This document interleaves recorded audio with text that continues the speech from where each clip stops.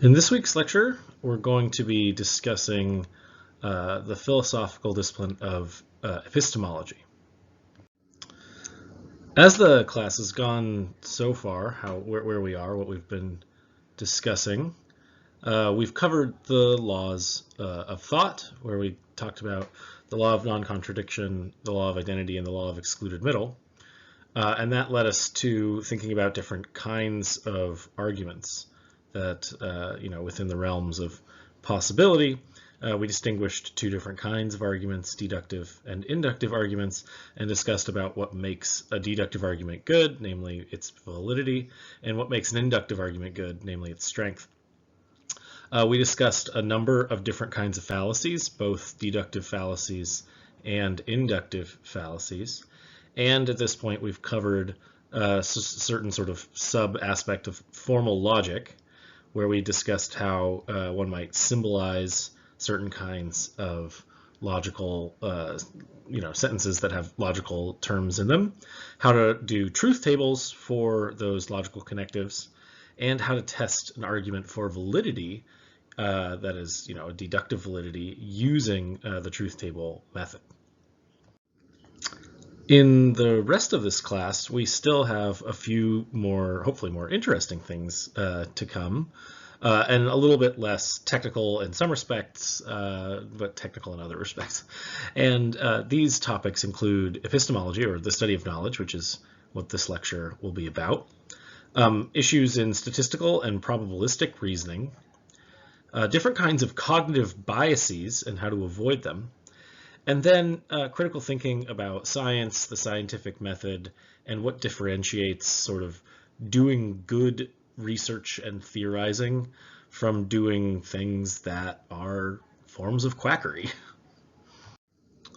What exactly do you think that you know? I mean, clearly most of what you believe and what you know coincide, right? I believe that my car is in the parking lot outside, and I know that my car is in the parking lot outside. I believe that my dog is named Joey, and I know that my dog is named Joey. I believe that the Central Coast of California is the best place to live on Earth, and I know that the Central Coast of California is the best place to live on Earth. But sometimes what we believe and what we know come apart. Suppose one day I park my car in a lot on campus, but unbeknownst to me, I've parked in a lot that's about to be resurfaced. They're gonna pour some new asphalt. Now, I believe that my car is in the lot, of course, right? I have good reason to do so. I drove it there, I parked it there, I left it there. There aren't many thieves around. But my car now has been towed. So now, of course, in this case, I believe that my car is in the lot, but my belief is wrong. My car is no longer in the lot. So, do I know that my car is in the lot? No, of course not, right? I can't know that my car is in the lot if my car is not in the lot. Even if I still believe that it's in the lot, that doesn't change the fact that it's not there. And so it's not possible for me to know that it's in the lot. Merely believing something, then, is not enough to know something. What you believe has to be true.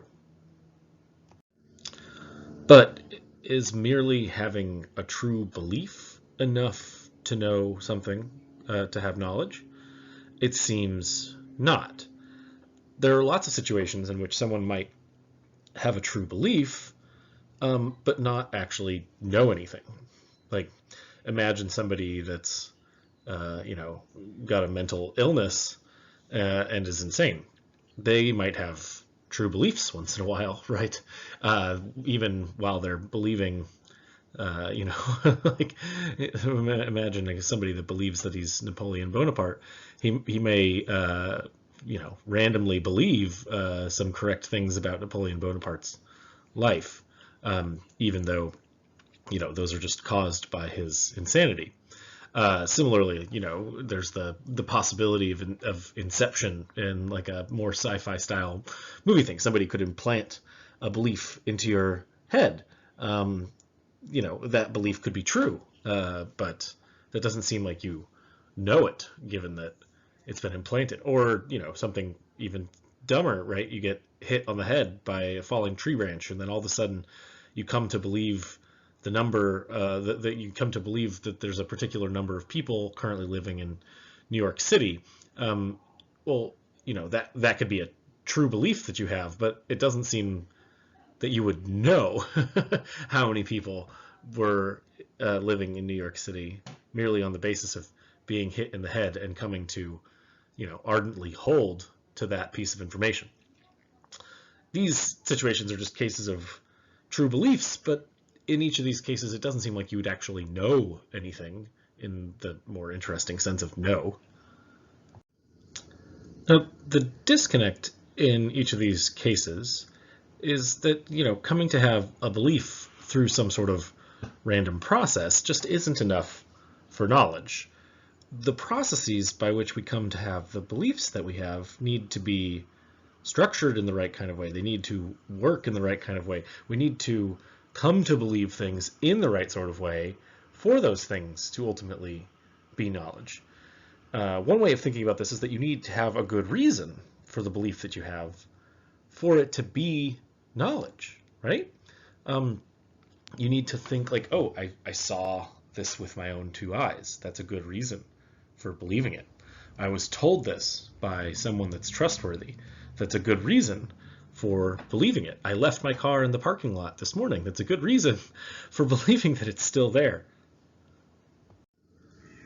And yet, is having true belief based on reasons enough to have knowledge? Well, maybe not.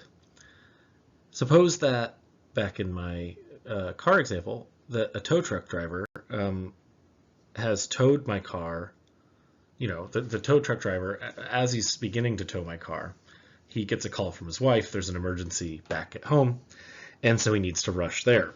Well, he can't do that with my car in tow, so he drops my car in a different part of the parking lot, cuts it loose, and it's outside of the resurfacing zone, so nobody's going to tow it. So in this funny addition to the case, right, I'm still believing that my car is in the lot. And my car is in the lot. So I have this true belief that my car is in the lot. And I have a pretty good reason for believing that my car is in the lot, right? I left it in the lot and didn't, it seems like, okay, so I have a good reason for believing my car is in the lot. I have a true belief that my car is in the lot. But it seems like I don't know that my car is in the lot in this case, right? Because my reason for believing that my car is in the lot is sort of wrong. I missed all of this other stuff that happened to my car in the meantime. And there are lots of cases that you can imagine that would be sort of like this. Let's just take a couple. Imagine a situation where you look out into a big field and you see something that looks like a sheep, and you think, oh, look, there's a sheep in the field over there. And as it turns out, the thing that you're looking at is actually a very big rock that looks like a sheep. However, unbeknownst to you, there is a sheep just on the other side of the rock. Now, in this case, right, you see this rock, think it's a sheep. You come to believe on the basis of that there's a sheep in the field. The thing looks like a sheep, right? So you have like a good reason for thinking that there's a sheep in the field. And there is a sheep in the field. Well, in this case, you've got a true belief, and it seems like you've got a good reason for believing what you believe. But nobody wants to say that you know in this case, right? Nobody wants to say that you know that there's a sheep in the field, because you've got it in the wrong way, right? You came to your belief sort of in a problematic, confusing, you've got the wrong reason in a way. The reason is sort of set up wrong. Similarly, right, imagine you make coffee in the morning, and you have yourself a cup and you expect there to be more coffee in the pot. You go back to your desk, and in the meantime, right, your roommate drinks the rest of the coffee and makes a new pot of coffee. Now you go back to the coffee pot for your second cup, and expecting there to be coffee in the pot, and it turns out that there's coffee in the pot. But your belief is based on the reason for your belief is that you made the coffee initially, right? You didn't know that your roommate was going to drink all of the rest of the coffee and make more. And so in this kind of case, the fact that you have a true belief that there's coffee in the pot, and a good reason for believing that there's coffee in the pot, it just doesn't seem to add up to a case in which you actually know anything. You can try and come up with one of these on your own. Basically, all you have to do is come up with a situation in which you have a true belief, and it's sort of an accident that your belief is true, while you still have a good reason for believing what it is that you believe, but the accident kind of foils the reason that you have. So what exactly then does it take to know anything at all? Well, philosophers tend to call whatever it takes that gets you from merely having a true belief to having knowledge, warrant. That is, in certain situations, you can be warranted in your beliefs by being in a position to know what your beliefs are about. If you have a belief and that belief is true, and you have a good reason for that belief, and then there's nothing else that's sort of in the way of that belief, then your belief is warranted. But what exactly is warrant? There's lots of different options, lots of different suggestions that philosophers have given. Evidence, true evidence, evidence in the absence of defeaters, reliability, etc. But we know that there are at least these sort of necessary conditions on knowledge. Whatever it is that you know, you have to believe. It has to be true. You need some kind of good reason good reason that justifies the belief that you have, and you need a connection between the justification of the belief and the truth of the belief. Most, or a lot of philosophers, spend a bunch of their time working in epistemology, debating the nature of this sort of justification or warrant. And there's a couple of different views that are sort of interesting and worth dragging out here to sort of help learn a lesson. One of the views of people that worry about justification are called the internalists. And the internalists believe that in order to be justified in holding to any belief that you have, you need to have a good reason for it, right? You need to have a good reason for your belief, but you need to also believe that reason. Like, you need to have it before your mind. You need to know, right? You need to be like, I don't know, why do I believe that my car is in the parking lot? Well, because, I parked it there. I remember, right? I know this. I have this reason before my mind. And that reason needs to provide some good evidential support for the belief to count as justification. And then there can be no defeaters that you know about in the sort, available to your mind. A defeater is basically any other belief or statement that if you sort of knew it, if you had thought it, or if you believed that maybe it was plausible or possible, then it would undercut the support that the original reason gives, right? So suppose you're at the field and you see the sheep-shaped rock and you believe that there are sheep in the field, right? That in a normal situation, that's it. And, so you come to have this belief that there's a sheep in the field.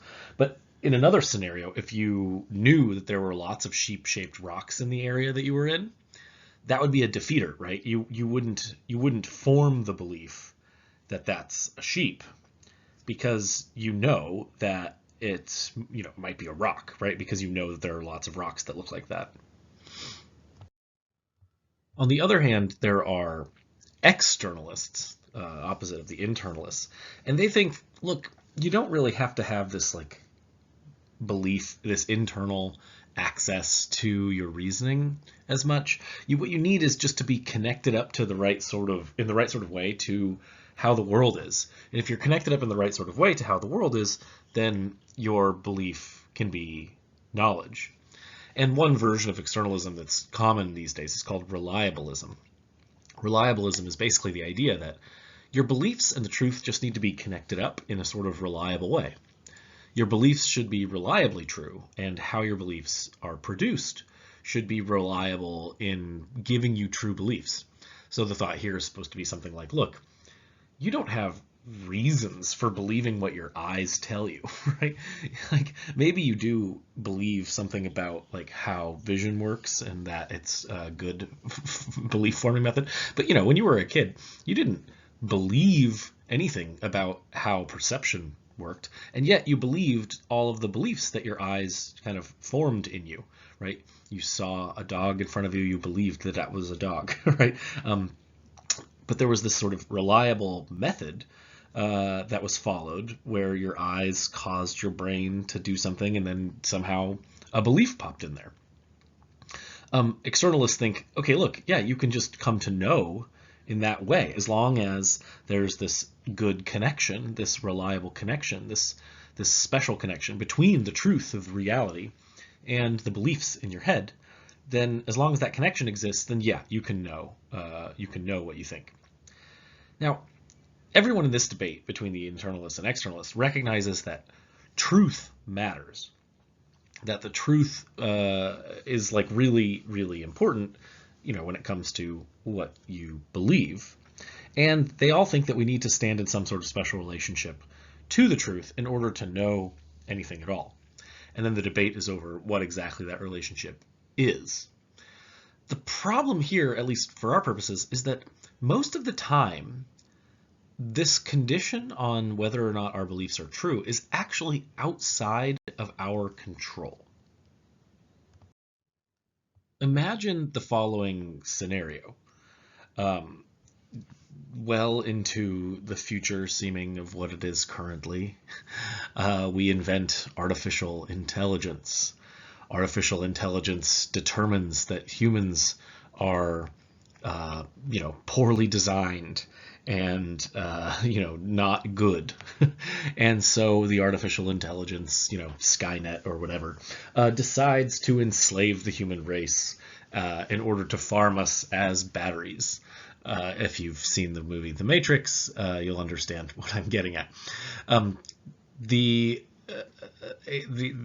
artificial intelligent robots enslave the humans, plug us all into a giant computer mainframe, and using special technology are able to, in a sense, project a world, the current world that we seemingly see right now, into our brains and make it seem as if everything that we are feeling, tasting, touching, and existing in is just how it seems to us now. In this world, the reality is it's a dark robot-run world, but there's a lot of human beings that are just kind of stuck, plugged into the Matrix. Now, in this world, one of the sort of tricks here is that you don't know that you're in the Matrix. And the thing that's supposed to sort of follow from this is that you currently, like not imagining this anymore, you currently, where you're sitting, don't know that you are not in the Matrix, right? How could you know, right? Everything that you're seeing, down to the minute details on your computer screen right now, would be exactly the same, right? Unless there was some sort of glitch, there would be no way of ever testing whether or not you were in the Matrix. And given the idea that you are in the Matrix, if you were in the Matrix, the truth of many of your beliefs would simply just not be under your control. You would be being fooled into believing all kinds of things, right? Like that you're looking at your hand, that you're looking at your computer screen, right? That you are living in the year 2022 or something like, all of these things would be incorrect. But none of that would be your fault, right? These beliefs that you would have been fooled into having would have been someone else's fault, or just, they wouldn't have been the kinds of things that you would believe had you actually been presented with different evidence. And so there's something of a lesson to pull here, While the skeptical hypothesis is this sort of like extreme and very unlikely scenario, it does give us a lesson. And that lesson is something like this. If you're being fooled in the matrix, aren't there still going to be things that you sort of ought to believe given the evidence that you're being presented with? So like, the matrix probably isn't happening. But imagine someone in the matrix, like Neo, if you've seen the movie, and everything seems like it normally seems to him at the moment. Well, if that were the case, aren't there a bunch of things that Neo should believe, right? Aren't there a bunch of things that you should believe, even if ultimate reality is such that we are stuck in the matrix? So the idea here is like, if ultimately the truth of claims sort of doesn't matter, or is sort of out of your control, then the ultimate truth of claims sort of doesn't matter to whether or not you are thinking or believing well, whether or not you're doing a good job at critically thinking about things and believing about things. Whether you're doing a good job at critical thinking is going to depend on something else, something other than the ultimate truth. There's going to be something like a difference between failing to believe what's true and failing to be doing a good job at determining what you should believe or shouldn't believe. And that's the point here, is that like, even if skepticism is true, like extreme skepticism, and we're all being fooled by some artificially intelligent robots, that doesn't change the rules of critical thinking. That doesn't change how it is that we should confront what we believe in the face of the evidence that we have. This takes us back to what many call the ethics of belief, or how you should act with respect to believing things. If the truth is outside of your control, you can still try to track the truth given whatever it is that you have available to you, right? Your evidence. If your evidence is sufficiently connected to the truth, then great, you're on to the truth. If the evidence that you're getting is, someone's trying to fool you with it, then okay, you're not tracking the truth, but you at least followed your evidence as best you could, and it's not going to be your fault that your evidence led you astray. Now, when we're trying to decide what to believe, we can come up against these sort of two principles. One principle is that we should try to believe everything that's true, and the other principle is to try to avoid believing anything that's false. You'd be surprised that these two principles are actually very different, because how you decide to follow them, which one you give more precedent, which one you give more weight, will really change what it is that you believe. So the question becomes something like, how risky are you willing to be when it comes to your beliefs, right? There's lots of practical issues and things like subjects, like the different subjects that you're thinking about and having beliefs about are going to matter. Different subjects have different payoffs for getting things right or getting things wrong, right? So when it comes to topics like believing in the Tooth Fairy or believing in Santa Claus or something like that, this is a very low stakes situation, very low stakes scenario.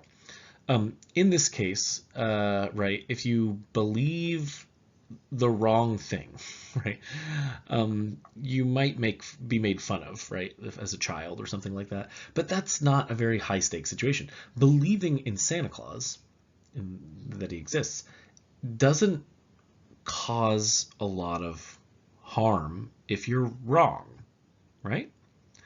So when it comes to this sort of realm of make-believe, believing all sorts of things might be fine in one sense, right? Whereas in other situations, like a high-stakes situation, suppose you're in the jungle and you believe that there's a tiger right behind you, right? Well, that's a high-stakes scenario, right? If you don't believe that thing, right, because you haven't heard the tiger, or there isn't enough evidence to prove conclusively that the tiger is there, right? You might die, you might get eaten if you are unwilling to accept the modicum of evidence that you've been given. And then, more often than not, things are in the middle, believing that some particular person is going to be better president than someone else. These things are, the stakes are in the middle because of how much effect these things actually have over you. The idea here then is supposed to be that, what matters more when things have higher value, that should help us determine what principle we should use, right? In situations of life and death, we should really try to avoid believing things that are false, right? Right? Because usually, if you believe that the, cliff is over there and you're wrong, then you're gonna fall, right? And that's very problematic. That's like a big deal, right? Whereas things that are much lower stakes in sort of how much they matter, right? Having good fun, playing make-believe, doing something imaginary. You can believe everything that you want in a sense, right? You can take a sort of yes and mentality where the idea is to sort of add more fun stuff to whatever it is that you're doing in that kind of context. Whether or not these kinds of things actually count as beliefs is, I think, questionable, but at the very least, you can sort of hopefully see the point. Whereas most things ultimately are somewhere in the middle. We want to balance this game of avoiding believing false things and believing as many true things as we have good reason to believe. And this leads us to what might be called an attempt to attain a sort of healthy level of skepticism. Now, there are lots of different things that people will tell you that you should believe, right? You're bombarded by these things all the time on television and any kind of media. But there are lots of things along these lines that people tell you to believe, but they're unable to give you good reasons for those beliefs. Things like that you should believe in God, that America is the greatest country on earth, that socialism is bad, or maybe even that Tom Brady is the greatest quarterback of all time, even though he lost twice to Eli Manning in the Super Bowl, and Eli is not even the best of the Mannings. However, many of these kinds of beliefs are low stakes. They don't have a whole lot to do with how you currently are living your life. Belief in God on the side, that's a special case where the way that you live your life is somehow supposed to determine how you live your afterlife. But that's a further claim where you have to also believe that there's an afterlife for it to matter. Often people have sort of fervent, ardent beliefs in things that are low stakes when they lack a good amount of evidence, right? They don't really have good reasons for believing these things, but they choose to believe them fervently, and they like to pound their fist that you must believe this or something like that. Now, none of this means that these things should never be believed. Each of these things could turn out to be true, but that, there could be other reasons that people have for believing these things as well, right? Like their upbringing or their community or something like that. However, these low stakes things, sometimes the stakes get raised. And once the stakes get raised, things become a little bit more difficult. Take, for example, religious reasoning with respect to abortion rights. The control that a woman has over her body, and whether or not we think a fetus has certain basic human rights to life. These kinds of issues become more in focus, more high stakes, depending on what we allow people to believe without reason, right? So if someone just says, look, the Bible says human life is sacred, and that's why we need to not allow women to have abortions. And you ask them, well, why should I believe that? If they don't have reasons to help back that up, well, now we're starting to see where the rubber is going to meet the road. We're going to start to see where these things that initially, or at least in some contexts, are of low stakes, start to build, and they start to come up against things that really do matter. And so for these kinds of reasons, we should foster a healthy sort of skepticism. This healthy skepticism is usually sort of a justified basic starting point from which we can assess claims that people want us to believe, right? Particularly when the stakes are sort of middle to high.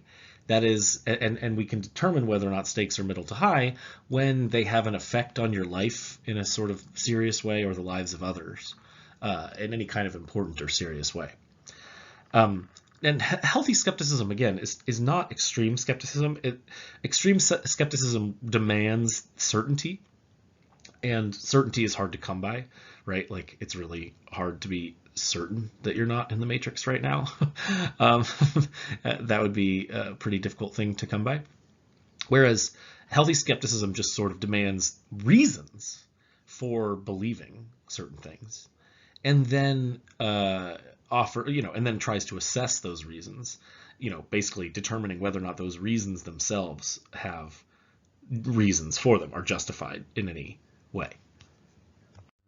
Now, when it comes to asking for reasons for a particular belief, we need to recognize a couple of different ways of thinking about how beliefs can be supported by reasons.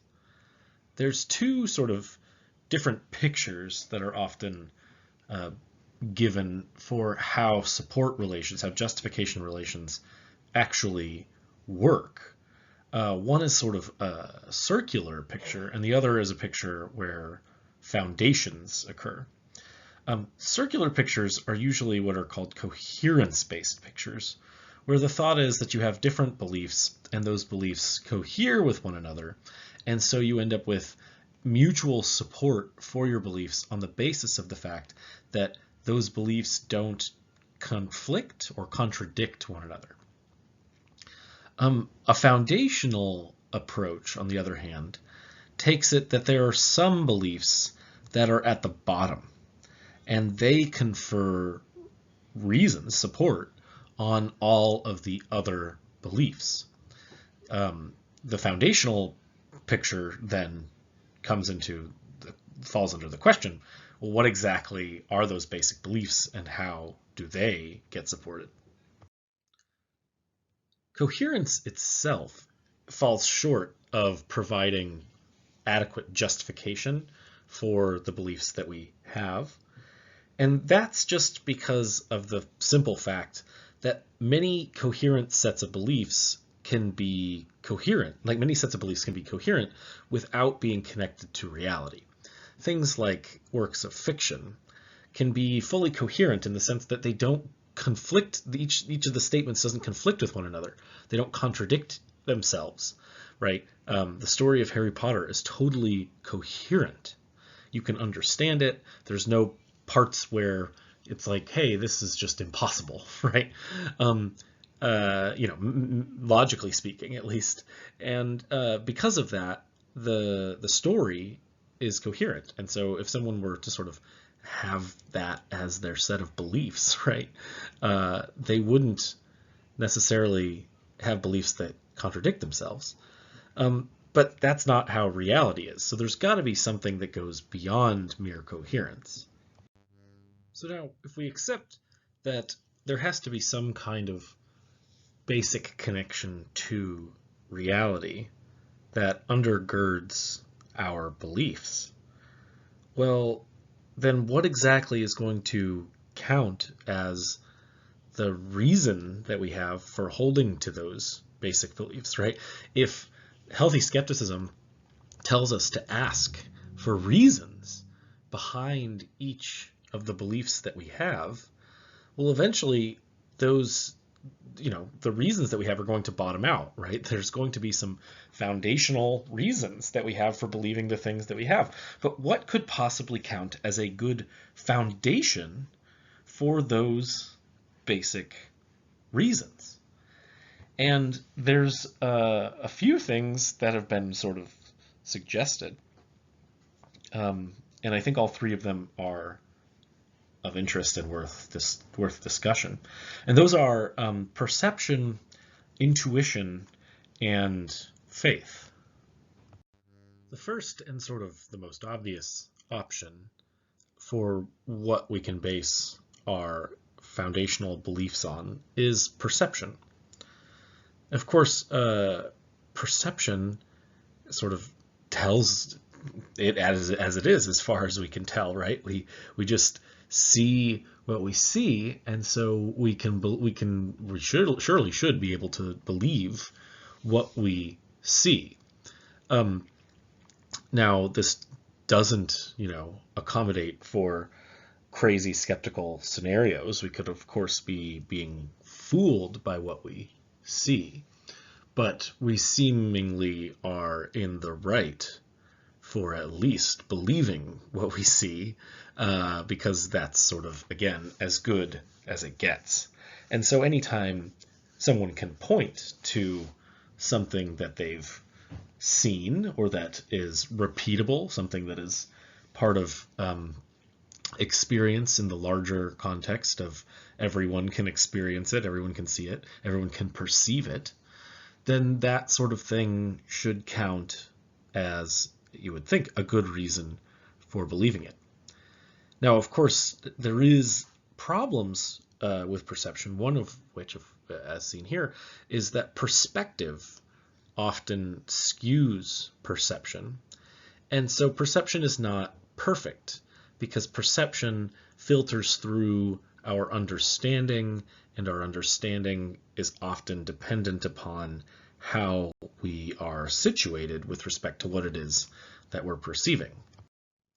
Perception is also rife with the possibility of illusion. Sort of optical illusions abound even in our own scenarios. With the figure here on the left, it really doesn't look as though the lines are the same length, but they are. It's just a difficulty because of these arrows, the sort of corner perception. You literally see the top line as shorter than the bottom one, but that is a illusion. That is sort of a trick that your mind is playing on you.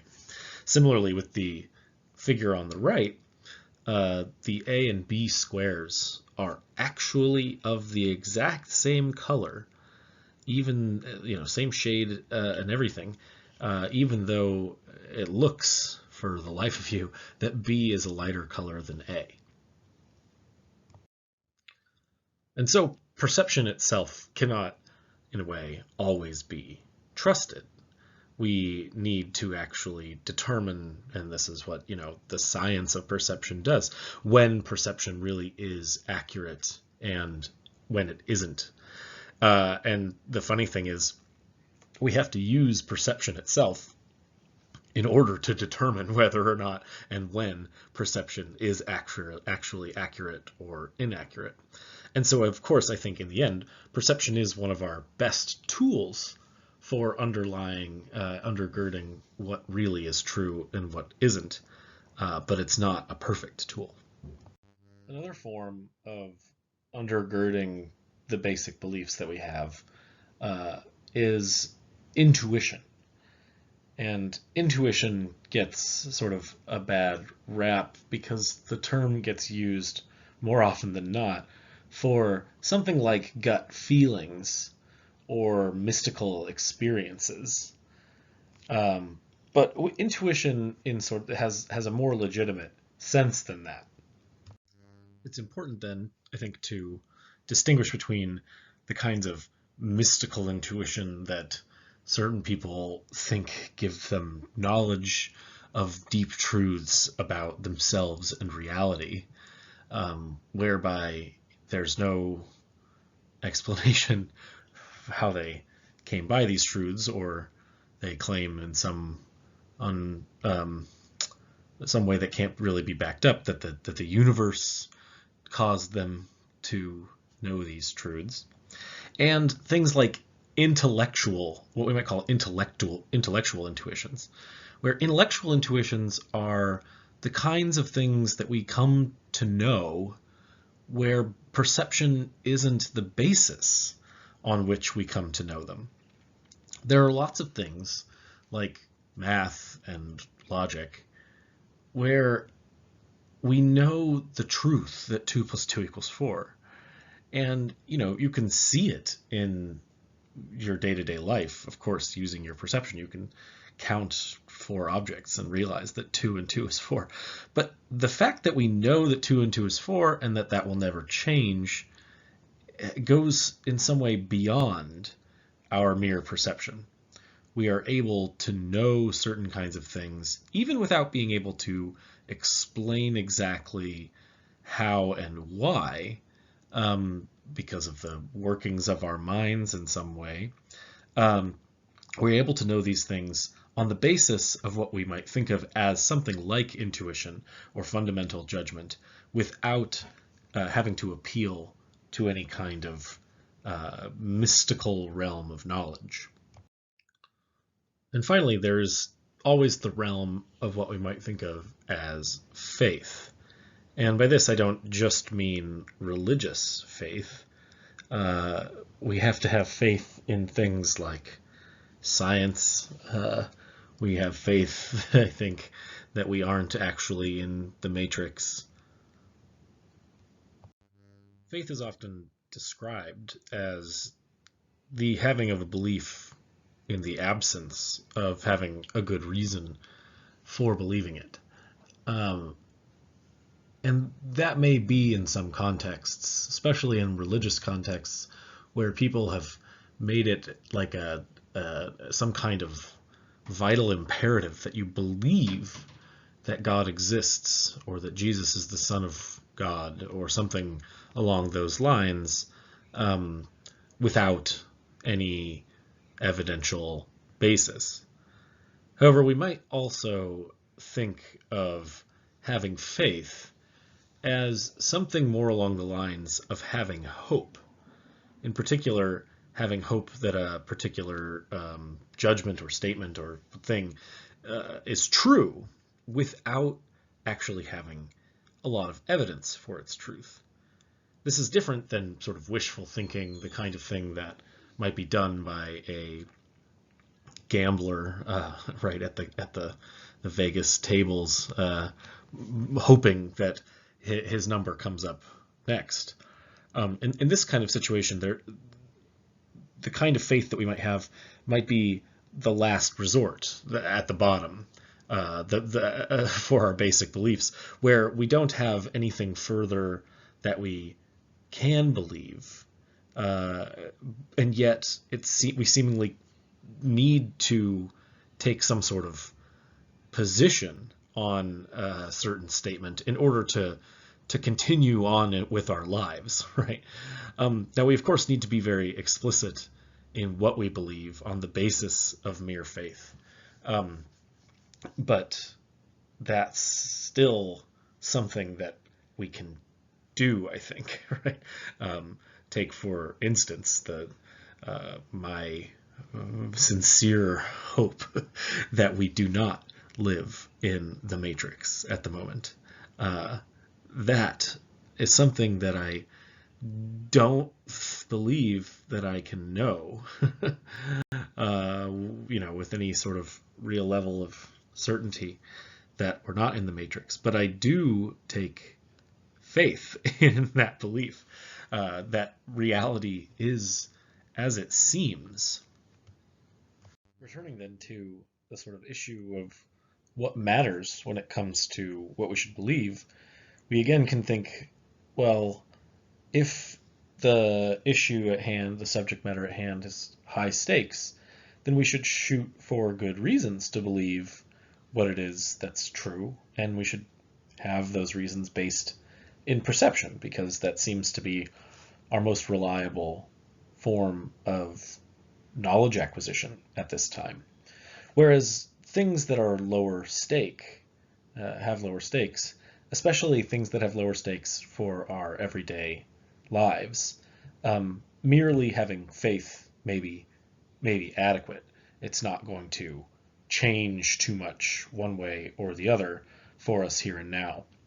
And on this basis, I think it's worth discussing, or at least mentioning, religious belief as a sort of faith. Now, of course, there are lots of debates that people have over whether or not you need to have a form of religious faith in order to be saved for eternity.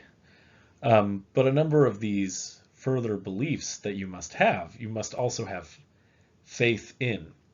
And this is not in order in any way to sort of discount religious faith. Religious faith is fine as long as it's not confused with or mistaken for a form of belief that is backed up in the way that certain other beliefs are, on the basis of certain kinds of things that we can actually perceive. So ultimately, faith just can't really be a form of knowledge, even though it might be something that we ultimately base some of our beliefs on. In order to have knowledge, we are required to have some good reasons, and faith lacks good reasons. It involves, in a sense, hoping. And so things that we, at the foundation, merely have faith in can't ultimately ground things that we know. It's very often quite difficult when introspecting on our own beliefs to trace and determine what underlying support they actually have, especially sometimes very closely held beliefs that one has at the core of one's maybe even identity may well not be supported at all. But what's important in reflecting on what one believes is to determine whether or not those beliefs really matter in the sort of larger context or in the context of one's day-to-day life, how they matter in the sense that whether or not they have effects on yourself or others near you. And if they do, how confident you should be in them given whatever support these beliefs really do have. Next time, we'll be discussing the nature of credences. Given that belief is a sort of binary between whether or not you believe something or don't believe it, right? Confidence in some particular proposition or statement is not binary. You don't have to be fully confident or not confident at all. You can have levels or degrees of confidence in something. And it seems that there are more rules for critical thinking when it comes to determining how sure, how confident you really should be in some particular thing, given the evidence that you actually have. And this brings us to the realm of statistical or probabilistic thinking and the nature of confidence in our thought.